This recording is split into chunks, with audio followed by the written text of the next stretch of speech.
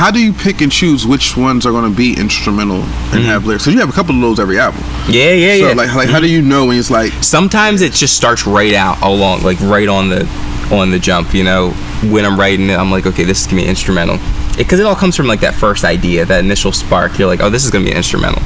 Sometimes I set out to do it, and then but with Road to My Love, that was a song where it was like, I had no idea that was going to be an instrumental. I was so pressed on having the lyrics. I thought that was going to be a song where I was going to lay it all down. It was all going to fall into place.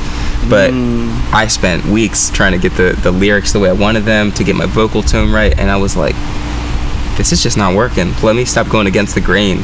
Let's let it breathe. Let's put some guitar on it. And the chord progression is super unique. And it's like unlike anything I really wrote before. And it's so emotional too. And in a beautiful way, and the guitar just, it sings more than my voice could have, and it carries more weight than the lyrics could have carried, you know. But there's some instrumentals where like I'm on the verge of writing lyrics too, you know, because I just want to give it a try and just be like, okay, well, at least I know that I tried, right? Or at the end of it, I'd be like, wow, I'm glad I tried, because now it's going on the record. Right. So then, so how'd you land on the lyrics? Because you wound up creating like a spoken word poetry type of situation. How'd you land there then?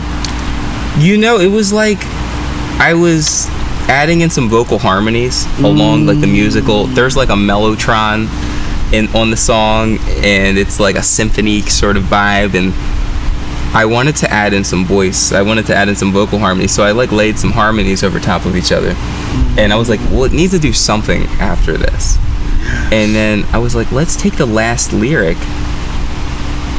from the original verse that I wrote. Let's take the last line from that and just do a spoken word, because it really like ties in the album together, and it's a beautiful line, and I feel like it just sits so well on it. And I listened back to it the next day. I kept doing the car test. Like, I'm always sitting out in my truck with Bluetooth on, making different mixes, and to the point in which I was actually thinking about just bringing my computer in there, mixing it in real time. Because it's like, I think the car or truck is like the best way to mix. To really hear it's a really great way to mix. I didn't even realize that other bands do that, but some people actually do a whole audio setup with a mixer and everything so that they can mix their actual record in their car.